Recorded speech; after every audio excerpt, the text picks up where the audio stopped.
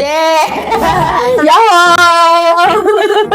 Balik lagi sama Rizka Sensei. Buat yang kemarin belum nonton, belum kenalan mungkin ya, boleh ulang lagi Sensei, kenalan lagi. Sensei siapa Sensei?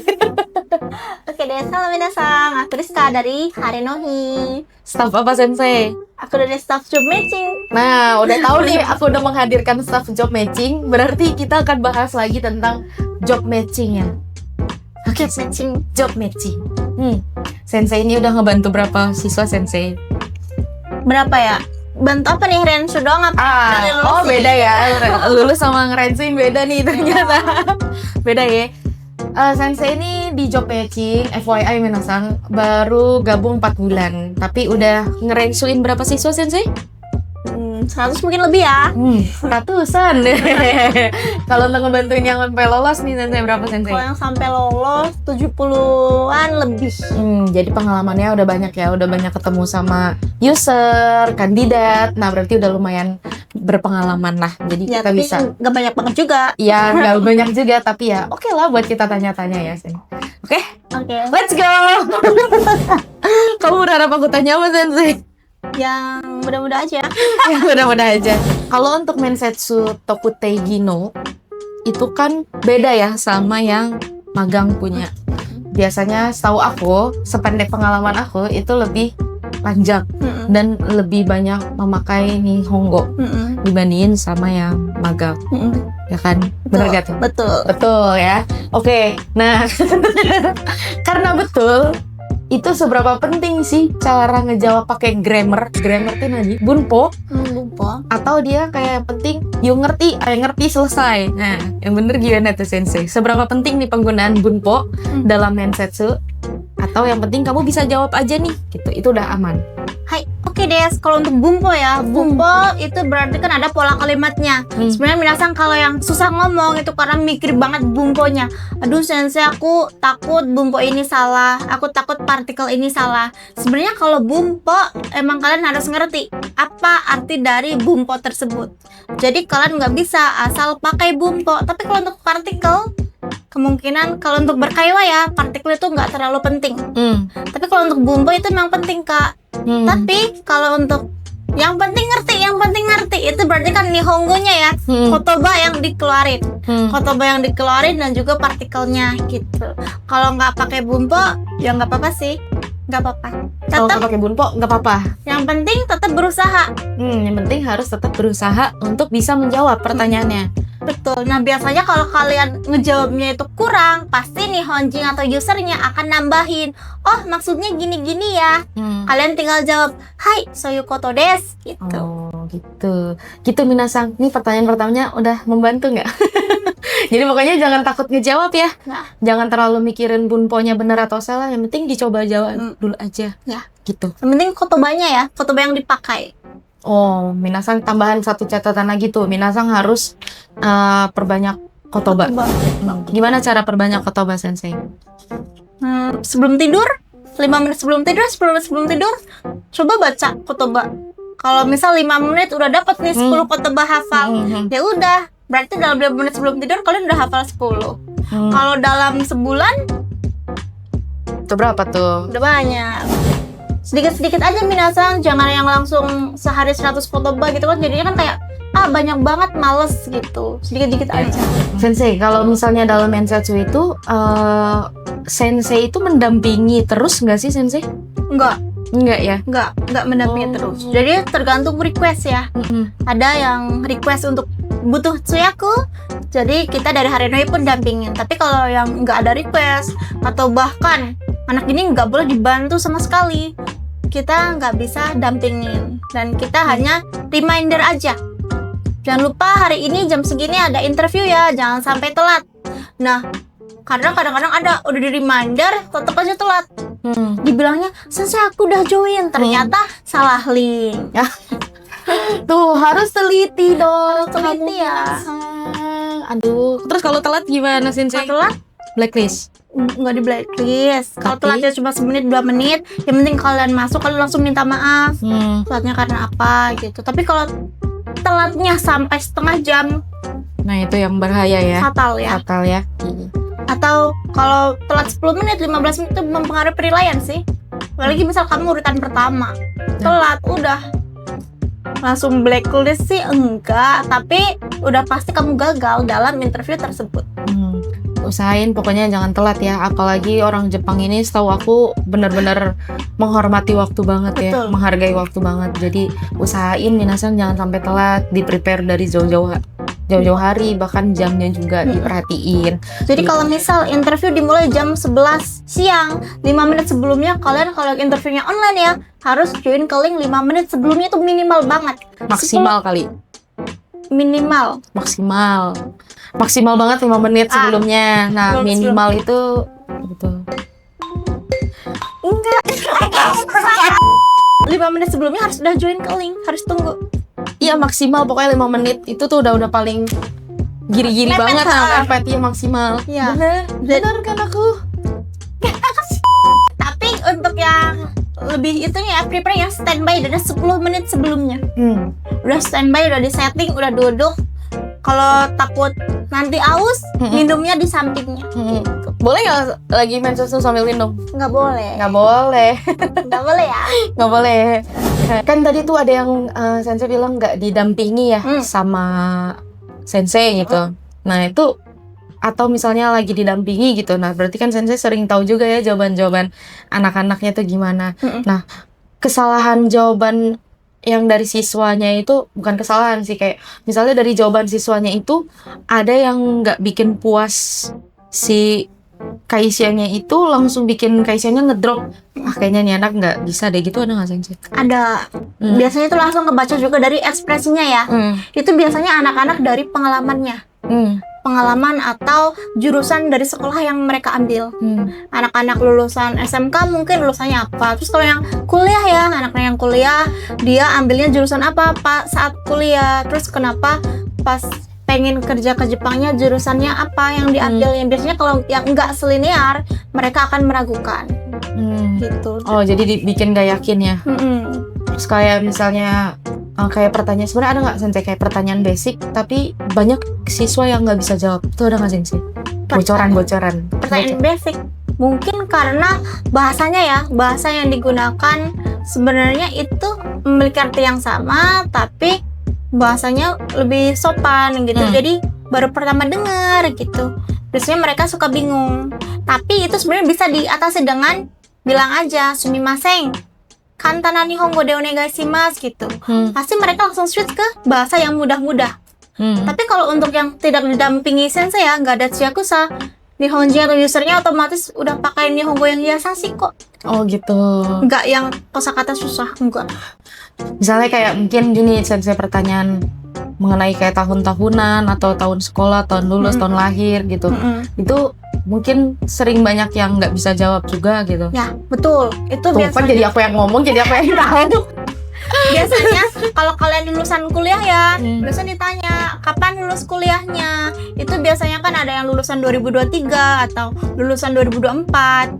Bisa ditanya, "Itsu daigaku kara sotsugyo shimashita ka?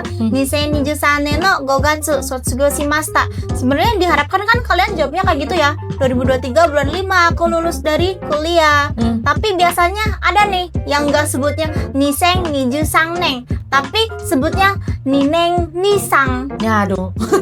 Kan itu jadinya salah ya. Itu jadi kalian harus latihan lagi cara nyebutin tahun yang benar. Terus ada yang bilang gogatsu. Gogatsu itu sebenarnya kan bulan Mei ya. Ada yang nyebutnya gogetsu. Oh. Beda vokal doang udah beda vokal beda ya. arti. Getsu sama gatsu tuh. Jadi harusnya yang benar pakai apa sensei? Harusnya gogatsu kalau Mei. Gogatsu gitu. Bukan gogetsu. Minasan. Hai. Nah, penting tuh minasan untuk tetap rensu sama sensei. Terus sebenarnya kalau interview ya, interview babak pertama, mendang. Oh, Mendang. Mendang itu lebih fokusnya ke CV. Nah, ini mumpung nyinggung Mendang. Banyak aku sering baca di scroll media, di sosial media nih kalau lagi scroll. Apa bedanya Mendang sama Mensetsu? Apakah Mendang akan mempengaruhi Mensetsu, hasil Mensetsunya atau tidak? Sebenarnya dibilang mempengaruhi. Karena dari Mendang ini kelihatan siapa yang jago berkayuan, siapa yang punya motivasi tinggi, siapa yang ceria, siapa yang malas-malasan, siapa yang cuma nunggu arahan dari sensei gitu. Ini di Mendang ini semuanya kelihatan. Ini Mendang sama kita, sensei, atau Mendang sama perusahaannya tersebut ya, sama Teska-nya ya. Mereka tuh semuanya menilai tersebut, motivasi kerja, kriteria yang kita cari gitu dari kandidat tersebut. Misalnya ada 5 pelamar dari Mendang ini, sebenarnya udah kita nilai. Dan kalau kita mau lolosin kalian semua, kita loloskan di tahap Mensetsu itu, kita baru persaingan sengit nih di sini. Kalau misalkan dari 5 itu kita cuma ambil 1, kita ambillah yang terbaik dari mereka tersebut. Terus kayak sebelumnya ya, di podcast sebelumnya ada yang skill sama attitude. Nah, harus nonton ya sebelumnya kalau mau tahu, tonton yang sebelumnya tuh. Beradu nih skill sama attitude. Si A ini attitude-nya kurang, Nihongo-nya jago banget. Si B Nihongo-nya kurang tapi skill-nya oke. Jadi beradu nih. Biasanya kalau yang attitude-nya kurang ini kalah. Oh, Iya. Gitu. Kalau mau tahu attitude yang benar gimana, tonton ya yang sebelumnya. Itu udah dikasih tahu semua sama sensei. Jadi aku rangkum sedikit ya sensei. Mendang itu berarti kayak mungkin bisa dibilang kayak seleksi bahasa dulu kali ya sensei ya. Jadi seleksi bahasa dulu biar ditauin tuh mana yang benar-benar ngerti Nihongo sama yang enggak gitu. Seleksi awal ya. Bisa ngobrol Bisa atau ngobrol enggak? atau Bisa komunikasi enggak. atau enggak? Oh, tuh di Mendang. Berarti itu bedanya itu ya. Kalau Mensetsu ya udah kalian Mensetsu aja. Ya, kalau Interview Mensetsu aja. beneran dikulik lagi motivasi kamu ke perusahaan ini apa, kedepannya plan kamu di perusahaan ini apa gitu. Udah bukan tentang yang ada di CV-nya kalian. Oh. Kalau di Mendang kan terkait CV ya, jadi kepribadian kalian gimana, kalian komunikasinya baik atau enggak gitu. Kalau di CV nih, di CV kalian nulisnya aku pengalaman berjualan di mana gitu. Nanti kalau ditanya, ini pengalaman kamu ini, terus pas ditanya ternyata itu pengalaman bohong, ketahuan juga di Mendang. Oke, berarti Mendang itu lebih ke ini ya, penyisihan awal ya, babak Betul. awal. Jadi tetap berpengaruh tuh minasang. Jadi kalau misalnya ada jatuh Mendang juga jangan disepelein. Gitu. Karena nggak bisa lanjut ke Mensetsu kalau gagal Mendang. Nah tadi tuh sensei sebut CV ya. CV itu emang modal kita buat ngelamar kerja, mau dimanapun, di belahan dunia manapun, itu pasti butuh CV. Kalau CV Jepang apa namanya sensei? Direkisho. Nah di Rekiso itu sering jadi titik lemah kita nggak sih sensei? Direkisho. Atau misalnya malah jadi blunder sendiri gitu dalam pas itu. Kemungkinan biasanya anak-anak kalau yang Direkisho-nya mungkin dibuatin ya gitu.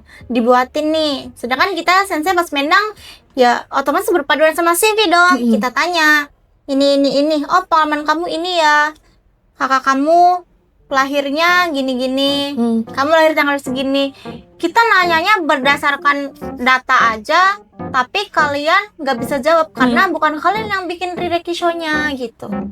Nah itu jadi ini ya, jadi titik lemah atau jadi bumerang sendiri ya sensei. Bumerang. Itu karena bukan kalian yang bikin CV-nya. Tapi kalau kalian yang bikin CV-nya, otomatis kalian juga pegang itu CV. Otomatis ditanya pun bisa. Bisa jawab. Tapi kalau jangan dibikinin ya. Ya, jangan bikinin ya. Kalau misalnya kan suka banyak juga ya, mungkin di sosial media ada kayak jasa bikin CV bahasa Jepang atau Direkisho gitu. Nah itu mending jangan. Jangan. Mending kalian bikin sendiri. Terus kalau misal butuh koreksi ya, sekarang udah canggih. Tinggal aja minta bantuan koreksi. Koreksi dikit-dikit nggak apa-apa. Tapi kalau semuanya dibikinin, no. Mau pakai ChatGPT gimana? ChatGPT boleh. ChatGPT juga bagus. Tuh bagus juga. Tapi Pastikan juga kamu tahu apa arti dari yang udah kamu tulis atau dari yang kamu ucapkan. Oh, mungkin ini kali sedikit tambahin karena aku sering ngedengerin ya kalau sensei job matching tuh lagi rensu. Banyak juga kandidat yang bikin pakai ChatGPT, cuman sering dicui sama sensei itu karena menggunakan bahasa yang levelnya level up, level bisnis gitu. Mungkin buat saran juga kalau emang mau pakai ChatGPT, di prompt-nya itu bisa ditulis bahasa yang iya sehari-hari atau level N4 gitu mungkin sensei. Betul. Gitu. Pakai bahasa yang mudah dipahami, bahasa yang kalian bisa ucapkan Hmm. tanpa terpacu pada teks. Nah tuh, jadi biar CV-nya nggak jadi bumerang ya Sensei. Tuh. Karena aku suka juga dengar dari Sensei itu kayak kamu jangan pakai bahasa yang kamu sendiri artinya nggak ngerti gitu. Nanti kamu ditanyain kamu nggak tahu artinya gitu. Ya. Terus nggak cuma ChatGPT ya, banyak juga yang berseliweran di TikTok. Tips cara menjawab. Ada contoh jawabannya gitu. Kalian cuma copy paste dan kalian ucapkan, tapi kalian nggak tahu artinya. Itu juga jangan. Jangan, nggak boleh. Sensei, biasanya dalam kayak 3 menit pertama gitu yang dilihat sama perusahaan itu apa sih Sensei pas lagi Apanya? mensetsu? Dalam 3 menit pertama pas siswa mensetsu itu apa yang dilihat sih? 3 menit pertama, berarti kan baru masuk nih. Baru masuk nih, kalian baru join. Aisatsu dong. Aisatsu. Misal baru di ACC masuk. Kalau siang-siang, konnichiwa gitu. Senyum. Nanti pasti langsung juga dibalas sapaannya, konnichiwa gitu. Terus kalau belum dipersilahkan ya, boleh di mute lagi gitu. Terus dalam 3 menit pertama berarti baru masuk ke Jiko Shokai. Biasanya kalau kandidatnya banyak akan di absen ya. Udah datang semua belum gitu, tepat waktu apa enggak nih, ngaret nggak nih gitu dong. Kalau ternyata kandidatnya ada 5 yang udah join 4, satu anak ini belum masuk, udah poin minus untuk satu anak ini gitu. Berarti dari ketepatan waktu, terus aisatsu mungkin itu ya. Terus sama satu lagi mungkin ada nggak Sensei? Itu lagi Kalau kandidatnya cuma 1 gitu atau yang dimasukinnya per satu orang gitu, apa yang dinilai itu? kalau dimasukinnya per satu orang ya, tapi mungkin pesertanya ada 5. Jadi tetap kalian harus standby. Standby-nya gimana? Berarti kan kalian yang selain yang sekarang lagi diwawancara, otomatis tunggu dong. Tunggu dong. Ada di mungkin apa namanya? Waiting room ya. So, waiting room ya. Ditaruhlah kalian di waiting room. Nah, selama kalian di waiting room ini, kalian harus standby. Karena bisa sewaktu-waktu kalian langsung masukin ke room utama. Gitu. Nah, dan lama mensetsu ini kan beragam ya. Ada yang kalau emang tertarik sama kalian bisa panjang, 30 menit bahkan lebih. Dan kalau sebenarnya mungkin kasih tahu juga ya, kalau ditanyanya cuma sedikit gitu, itu berarti kayak nggak tertarik. Oke, kalau kalian cuma ditanya 2-3 kali habis itu udah selesai, ya udah berarti dia tidak menarik. Iya. Berarti dia tidak tertarik sama kamu. Iya, banyak yang Sensei, aku takut ditanya banyak-banyak. Jangan takut. Kalau kalian ditanya banyak, berarti mereka tertarik sama kamu. Kalau ditanya banyak tertarik, kalau nggak ditanya, lo nggak seru bro. Gitu. Iya. Ya, aku bantin lagi nih. Maksudnya pas kita udah dalam mensetsu nih, set, masuk, cuman kita doang. Itu berarti pas 3 menit pertama selain esatsu, mungkin apa yang dilihat lagi dalam 3 menit itu kan berarti masuk Jiko Shokai itu kan ya. Si orang ini gimana nih, kandidat ini gimana tuh di mata si recruiter? Online offline. Online offline. Online offline. Kalau online offline, Kalau online dulu, kalau online dulu ya. Kalau online dulu berarti kamu tepat waktu apa enggak joinnya. Terus pas masuk aisatsu apa enggak, senyum atau enggak. Terus pas masuk keadaan rambut. Kalau untuk cowok ya, cewek pun juga yang tidak berhijab berarti tetap harus rapih. Dan kalau yang ada cewek yang rambutnya digerai, telinga harus kelihatan. Dan kalau yang dicepel ya otomatis kelihatan gitu. Terus kalau untuk cewek, make upnya yang natural, jangan yang menor. Oh, jangan yang menor. Untuk cowok, kumis sama ininya, jenggotnya harus bersih, harus dikerok gitu. Oh, berarti aku simpulin ya, kalau untuk yang online itu berarti telat atau enggak. Terus yang kedua penampilannya rapih atau enggak gitu ya, karena jadi halo effect tuh ya. Kelihatannya nih anak siap enggak untuk menghadapi mensetsu nih. Terus kalau untuk karena online ya, pencahayaan Sama 3 tuh pencahayaannya, berarti dari kesiapannya tuh. Oke, kalau dari offline Sensei? Kalau offline ya berarti cara dia berjalan itu juga dinilai, cara dia duduk.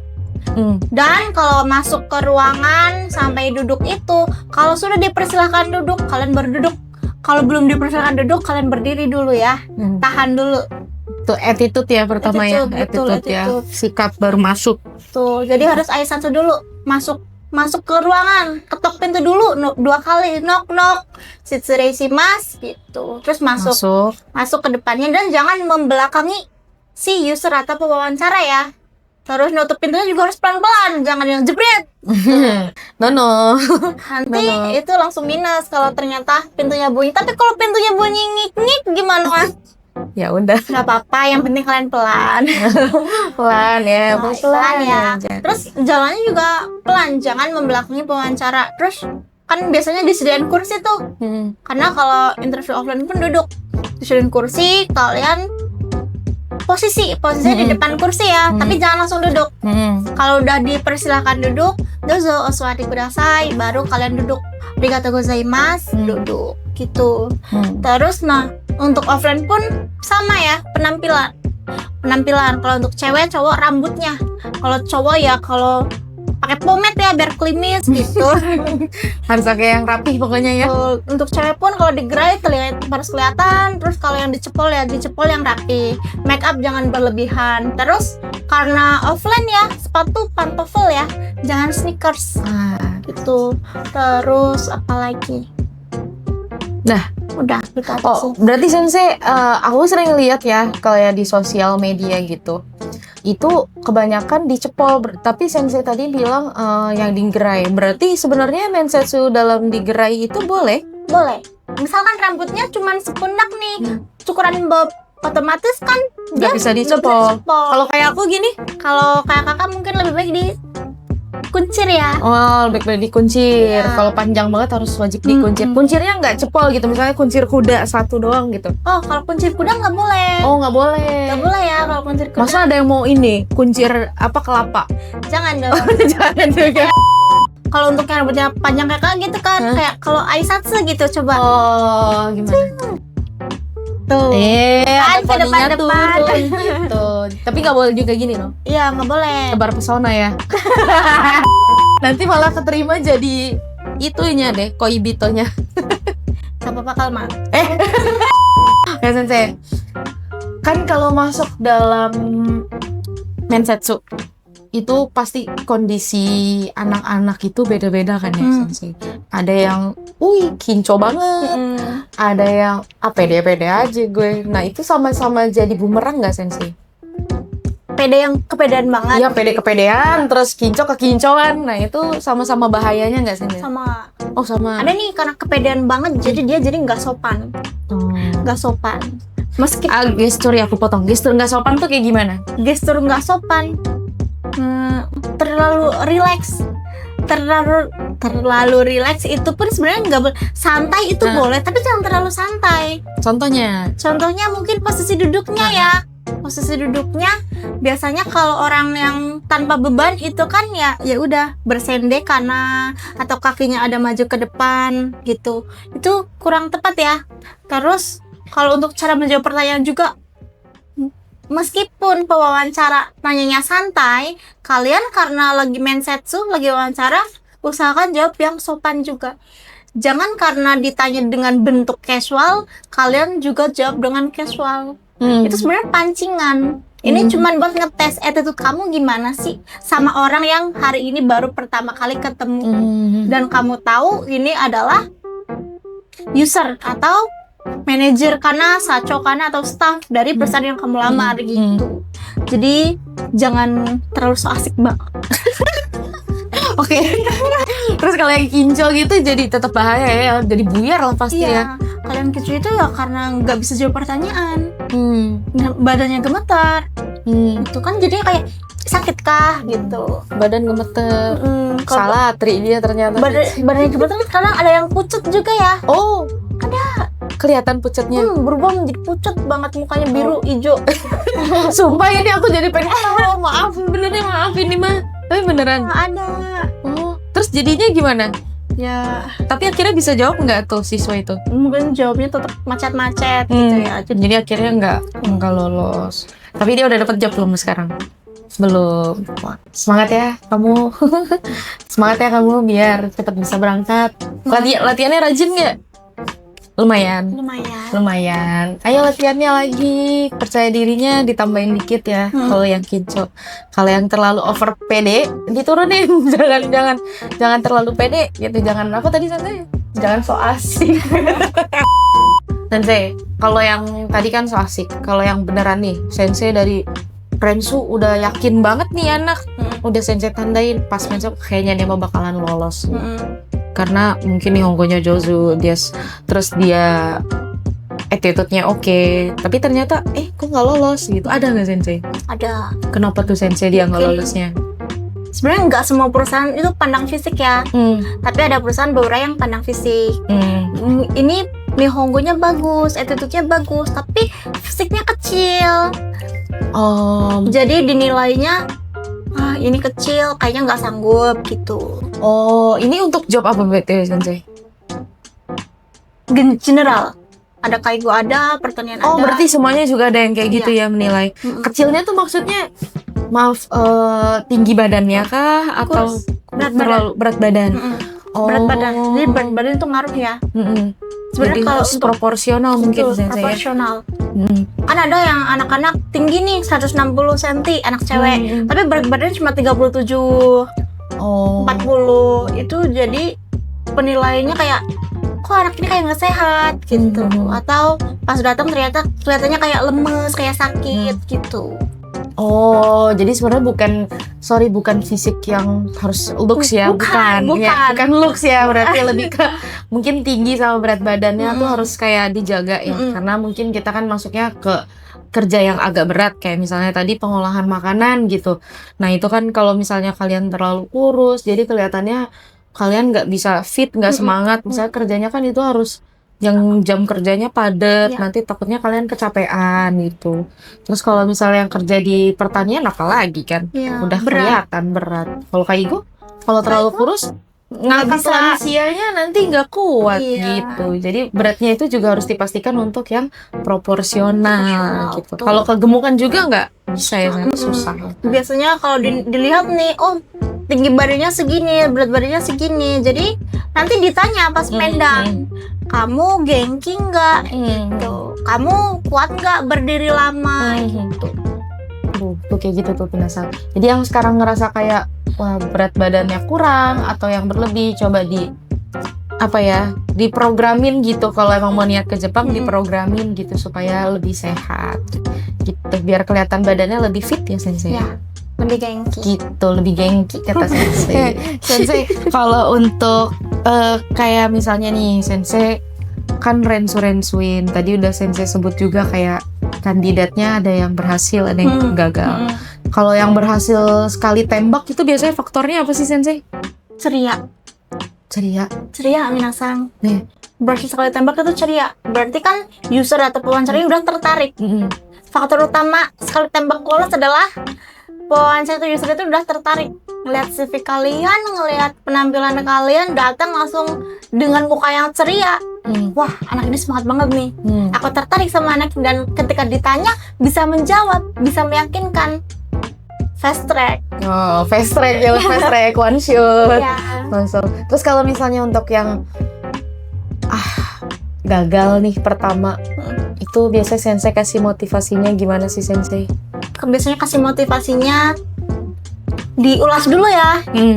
Oke, kemarin udah ikut mensetsu ya. Biasanya ada yang baru mendang atau bahkan udah ke user ya. Kalau udah ke user berarti kan tinggal babak penyisihan nih. Lolos nggak lolos. Kalau biasanya anak-anak yang udah sampai user nih yang mungkin ya ngulang lagi dari awal gitu. Tetap dimotivasinya ya berarti kemarin di mensetsu usernya gagalnya karena apa? Kamu sadar nggak gitu? Kita tanya dulu. Kira-kira dia tahu nggak kesalahannya di mana gitu. Kalau dia tahu, berarti kita tinggal kasih saran lagi, masukannya lagi.